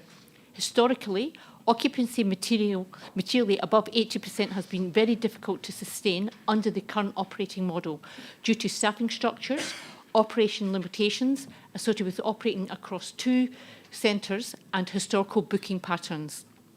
The proposed fee seeks to support the ongoing financial sustainability of the service while managing the operational risks associated with fluctuating occupancy levels and increasing operating costs. As the proposed fee of $195 per day, the forecast operating surplus is approximately $215,000, excluding the grants. Administration notes this surplus is intended to offset the forecast 25-26 operating deficit of approximately $140,000 and assist in rebuilding the Wind in the Willows. The proposed fee model also provides a financial buffer should occupancy levels reduce below forecast assumptions during the financial year. Benchmarking undertaken in February 2026 reviewed a range of childcare providers. Nido Early School was identified as one of the closest comparable providers within Bassendean based on operating model and quality ratings. Administration acknowledges there are operational differences between providers, including operating hours, inclusions and business structures, and these factors were considered as part of the broader benchmarking assessment. One of the key differences with the Wind in the Willows operation is the fact that employees are paid at 23% more on average than a childcare award. Administration also considers stage fee increases and alternate fee structures during the modelling process. However, a consistent fee structure for 26-27 was considered to provide greater financial certainty and reduce the likelihood of a further fee increase during the town's remaining operational period. Council may determine an alternate fee position if desired. However, any reduction to the proposed fee would require updates to the draft 26-27 budget modelling, reserve forecasts and supporting assumptions. And the rest of this is in my report. Thank you. Thank you. Councillors. Councillor Long. Thank you, Madam Mayor. Just a question. So I note that the proposed fee of $195 a day at 80% occupancy is budgeted to give a surplus of about $134K in the coming financial year. Have we modelled a scenario, and I'm not saying I actually agree with this scenario, but have we modelled a scenario where we aim to have zero surplus, and what would the fee per head be? Yes, we have. For break even, it's $183. 183? Yeah. Okay. That's obviously based on the 80% occupancy. 80% and no buffer. Correct. No repairs, And that doesn't no repay maintenance. the $140,000. And if we do go below the... Okay. Sorry. Yeah. Okay, thank you.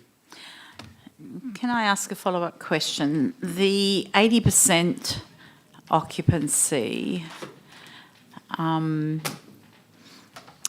do the administration perceive difficulties in maintaining 80% occupancy, bearing in mind that in the past there have been fluctuations in that occupancy? Yes, Madam Mayor, we do. Okay. So have you done modelling on what, if the occupancy, for instance, dropped down to 70%, have you done modelling on that? I have, Madam Mayor, yes. Okay, and what would the loss be on that? I'll just give you... If you were staying at 195 and you had 70% occupancy, I'm just curious about what the outcome of that would be. Madam Mayor, yes, sorry, Madam Mayor, at 80%, I've already said it's 215. At a 75%, we actually go into a loss position. Yeah, that's at what I recall. $3,000. Yeah. And then if you go to 70%, it gets to the 222,000 in the red. In the red. That's based on the $195. Okay. I'll open it up to other councillors while I think on that. Councillor Plifka. In the comparison between Nido and Wind in the Willows, it was mentioned that, and in the document that's been distributed, that Nido pays rent. The buildings from which Wind in the Willows operates, if the town were to lease those out, what would be the commercial rate of rental income that the town would receive? I'd have to take that on notice. You'll take that on notice? Yeah, Take that on notice. Okay. Further questions, Councillor Plifka? And so, in terms of the cost structure, we haven't included an allowance for what the rent would be. No.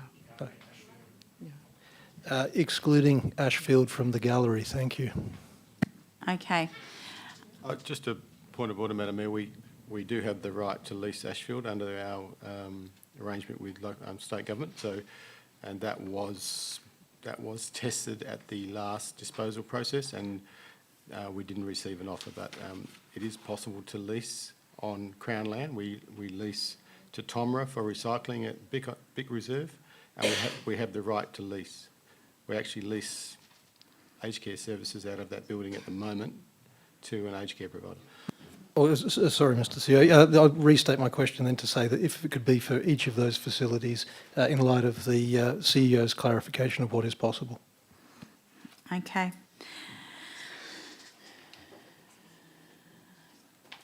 I'll take it on notice, sorry. Okay. So, councillors, further questions?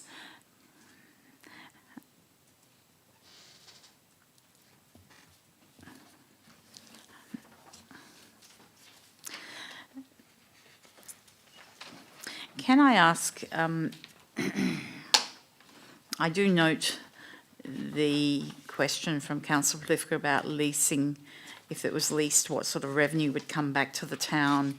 But also, I have concerns about the ability. In the past, Wind in the Willows has had variable, sometimes it's had surpluses. I know that in the COVID years, the reserve dropped right down to almost nothing because whilst private operators and not-for-profits were paid a worker retention by the federal government, local governments were not able to get a worker retention. So the reserves in 2020 were almost wiped out to zero from memory.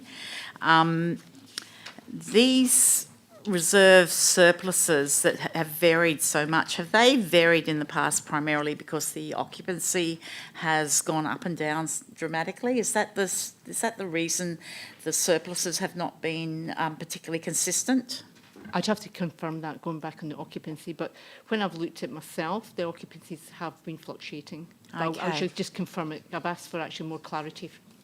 Okay, so this fluctuation in occupancies, is that primarily because many of the users are using the service for perhaps 1, 2 or 3 days a week, and we don't have that many people using the service for, say, 5 days a week. Is that about? That's correct. Okay.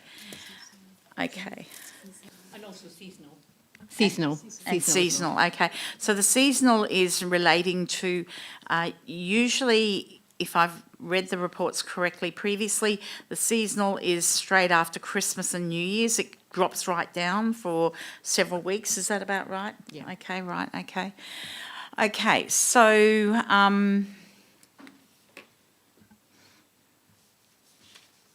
okay. Councillors, I'm going to ask if there's further questions. Councillor Polifka. Just wanted to follow on from, and look, not looking to preempt a decision. If the centre were to operate at that break-even figure of $183, that's predicated on an 80% occupancy rate, which is as good as we have done historically. Yes. Okay. That's so correct, if Councillor. one were to set it to that, then any departure from that optimum achievement of 80% would result in a loss, Correct. which would be at the cost of the general ratepayer. That's exactly right. Okay.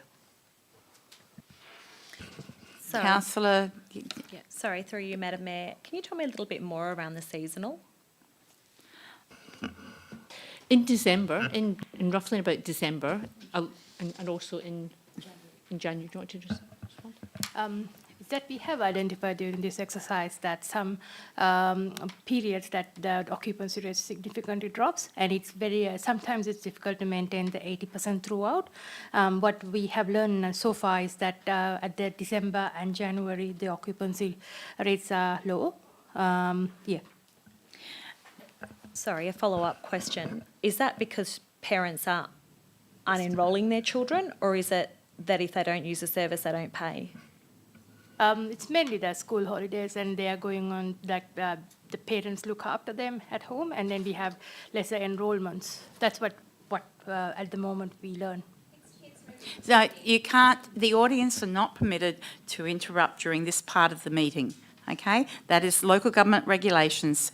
Okay, I do actually want to clarify. So you've got the Christmas and New Year holiday period when the service is closed down, correct? 2 weeks. Okay, but you also have 2 weeks, right? So you also have lead up to Christmas and post New Year's. So at those periods, does the occupancy normally drop down for several weeks, yes or no? Based on our understanding, yes. Okay. We actually close down for 2 weeks of Yep. the year. Yeah, I know Yeah, that. yeah. But what I wanted to know is, pre that 2 weeks in December, does the occupancy start to drop down? And this is variable. I would assume that this varies from year to year. But also, after New Year's, does the occupancy take a while to pick back up when the centre opens? I can take this on notice. Do you want me to make a comment on the... I can actually make some comments on regards to the occupancy and the wait list as well. I've Okay. got some few items I can actually just make some comments. I've made Okay, we'd some be notes. interested in that. Yep. Okay, so I've actually just put some things together. So the existence of a wait list does not automatically mean all vacancies are immediately being filled. Childcare occupancy depends on matching available places with the correct age group, room capacity, preferred attendance days and preferred commencement dates. That usually refers to Monday and Fridays, where a lot of people do not want Mondays and Fridays.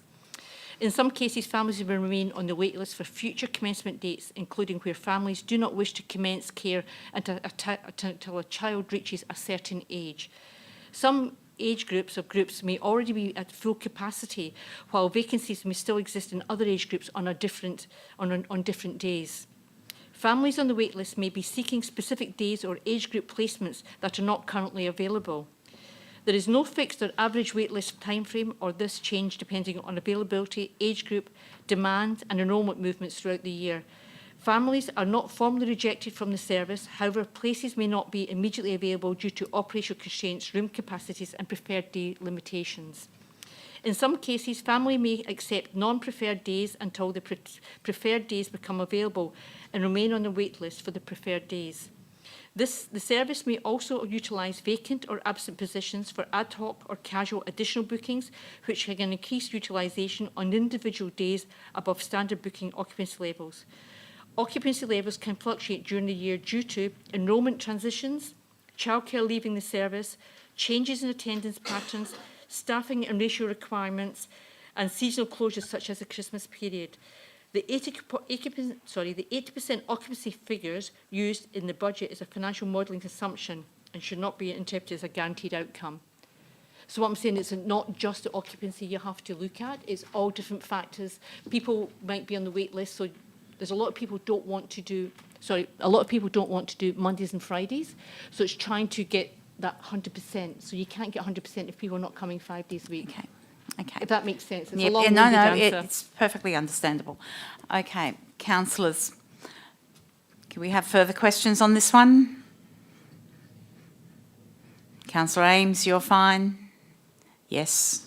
Okay. Yes, thank you, Madam Mayor. All understood. Okay.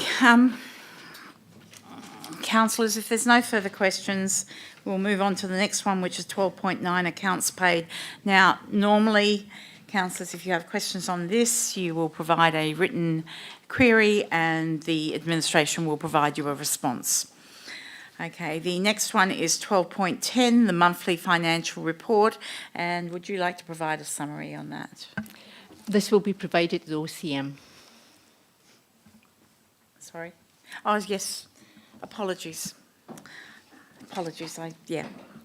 Okay, and we now go to 12.11, which is the Audit, Risk and Improvement Committee, which was fairly straightforward.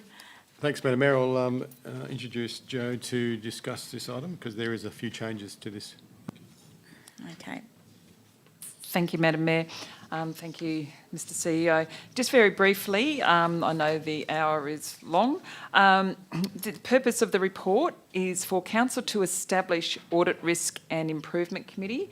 You will recall that we have an existing Audit and Governance Committee, but so this ARIC, as it is referred to, replaces that existing committee complying with the requirements included in the Local Government Amendment Act. That Act introduced Division 1A, which essentially establishes the Audit, Risk and Improvement Committee. It also establishes deputy of presiding member or a deputy presiding member, delegations, decisions, and the fact that 2 or more local governments may share an Audit, Risk and Improvement Committee. To give effect to that committee, terms of reference have been developed. You will recall that previously the Audit and Governance Committee existed under a charter. The key differences for Council to note is the independence of the presiding member and the fact that you have to appoint an independent presiding member and an independent deputy of the presiding member. If folk would like some really enjoyable narrative or some reading, I can explain the differences between deputy presiding member or independent deputy of the presiding member. Sorry, I jest. It's a bit. So the proposal is that when it comes to the meeting that you resolve to establish an Audit, Risk and Improvement Committee, this would be highly valuable because the current Audit and Governance Committee is basically null and void, and we have to have this in place by the 30th of June. We also, to add that we have gone through a process, so the resolution will be asking for the appointment of the independent presiding member and deputy of the presiding member, and also for those that will be representative. I'm suggesting that perhaps those that are already on the Audit and Governance Committee may wish to give consideration to the flow on onto the ARIC. The only difference would be the independence of the presiding member. Very long-winded way to say you have an attachment that is the terms of reference and that we're calling for you to establish. There will also be no requirement, as in the next item that I'll present briefly, for you to delegate authority to the Audit, Risk and Improvement Committee because they will have their own authority. against them, which is very similar to what they currently have and that you would delegate as a council to them. So it's for your consideration at the meeting, and I'm sure you have a vast array of questions to ask of me, Council. Councillors. Councillor Burke and then Councillor Polifka. Through you, Madam Mayor, with the revised committee, is there a requirement that they attend in person, or can they have a blended attendance through online and in person? As with all meetings of council meetings or committee meetings of council, there is limitations about attendance by electronic means. You may, of course, with the permission of if it's an OCM, with the permission of the mayor, being the presiding member, or the presiding member of the ARIC, choose to do that. It is not the preferred way, and we'll probably be giving some advice to council members on the extent of that, remembering that half of the meetings that you are able to attend, if you went over that would not be considered. It is difficult to reach that half, but it was brought in as an emergency, basically an emergency measure rather than a default. Longer answer to your question, with permission of the presiding member, yes, you may. Councillor Polifka. This is just the old Audit and Risk Committee with an independent chairperson, is it not? That is correct. Independent presiding member who is paid. What I will say is with the appointment of a deputy, it has to be very clear, you have to appoint a deputy of the presiding member. However, that appointment does not need to attend and only attends if the presiding member attends and gets paid if the presiding member is unavailable. Yes, they're a true replacement in the sense they don't ordinarily attend, but if the other person's unable, they will fill that void. So is there any reason why we would change the councillors on this committee? No, is a simple question to it. That's why I'm putting up for your consideration that there be the three councillors, and then what we would call, rather than having like a proxy, proxy is not an appropriate term, so we would just call it a deputy committee member, and then that would fulfil who you've already got on your current committee. So are we able to populate it in that way and then make amendments, just so that we've at least got something in front of us? Because we've got the names of the independent people. Why not have the names of the councillors from the existing committee? If through the chair, if appropriate, I could put in a brief paragraph referring to the current membership and how you may assign that. Would that be valuable? Yeah, just for completeness, because as I said, the names of the independent people are there. So yeah, that's all. Okay. So, no further questions. Councillors, will move on to the next item, which is the Delegations Register Review 12.12. And Mr CEO. Thanks, Madam Mayor. The Manager of Governance will introduce this report and take any questions. Thank you. So very briefly, this is our annual review. You will remember that this was done in April last year, and so for convenience, you're compelled to at least once every financial year to, to review the delegations.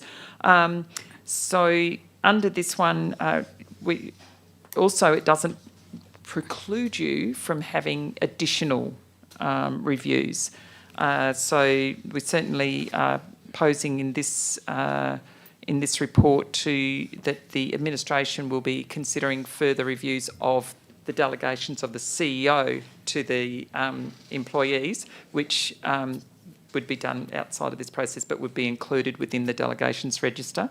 The most important one to bring to your attention is around that Audit and Governance Committee and the removal of the power or duty. No, I won't read out all of the parts there, but you'll see in bold in that table on page 66 that the Audit, Risk and Improvement Committee as acting through. So rather than being delegated, it is acting through as its requirements rather than having to have delegation from you. as a council. We have just made some minor adjustments. So the complaints committee also doesn't have to have delegated authority. You may, but currently your complaints committee is all of you. So it's one of those things that the Amendment Act now covers, so you don't need to include that. Excuse me. Brought back in the 1.2.1, which actually gives the authority to authorised persons to perform specified functions. So that, in short, means you provide a delegated authority to the CEO. The CEO then sub-delegates that to, say, for instance, to the Manager Planning and Regulation in the Planning and Development Act. That officer needs to be authorised to undertake that work and carries an authorisation card. This just brings in the ability for the delegator, being the CEO, to be able to undertake that activity. Some small changes with regard to inserting a clause, inserting a officer that actually, to correct the way in which it works in action around the senior ranger. We've also got at 1.2.12 the information that will probably, hopefully, with the war in Iran, we'll be able to remove this, but we've had to introduce the fuel cost recovery piece in there, and just a slight change in there to remove an officer so that it actually works in with our purchasing policy. And others are just small amendments to names, etc. Compliance with that, and slight change to the narrative encompassing amendments. It's very long. It's very important, though, that these delegations are understood. It's a very long document, so that's why we're wanting to look at it to ensure that the delegations are correct. And one of the pieces that we are looking at is ensuring that the delegations are correct. Will make more sense under local laws if you're looking for anywhere where we're going to be making the changes. Long introduction. Sorry. Thank you very much. And you're correct. It is a fairly substantial document, particularly if you start looking at all the references to the Act. So, which I'm sure that you do on a regular basis. So thank you very much for that, Joe. Councillors, questions on this item? Councillor Plivka. No, it's not. It's not what you might think. It's a follow-on from a question I asked the manager of planning. So if we were minded to revoke a delegation, so that was in relation to the demolition of heritage properties, is that something we could do through this process? Absolutely. So this would be the appropriate. So if we, yep, okay. As long as it didn't act in conflict with any acting through, to ensure that we could check on that if you wanted to look at that.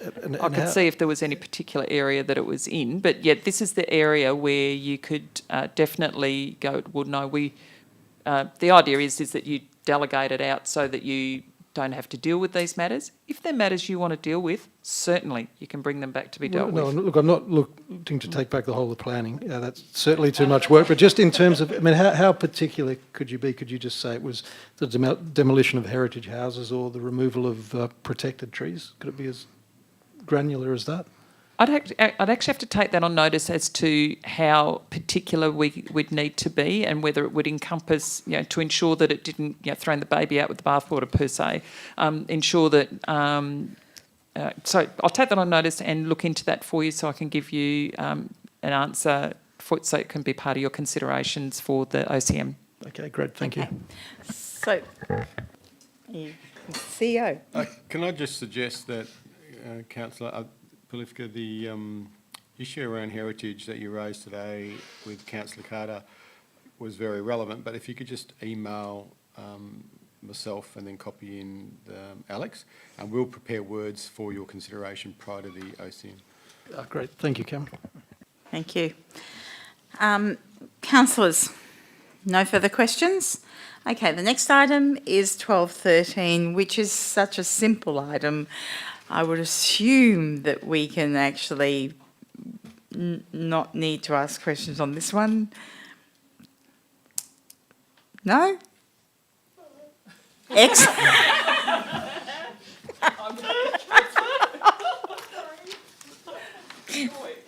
Excellent, excellent. That's really sums it up. So, okay, we have no urgent business. We have no confidential business to discuss tonight, which brings us to the closure. The next ordinary council meeting will be held on Tuesday,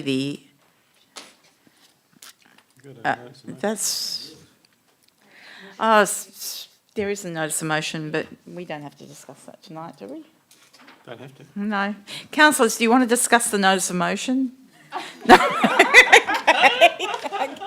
Okay. So we have, that's actually incorrect. So the next ordinary council meeting will be the 29th of May. That's got June. No, because this is it'll be. That's the brief. Until we make the decision to change the date to the 4th Tuesday in June, that is correct. Then we change it in the 10th. Okay. I declare this meeting closed at 8 p.m. Thank you one and all. Thank you staff. Thank you councillors.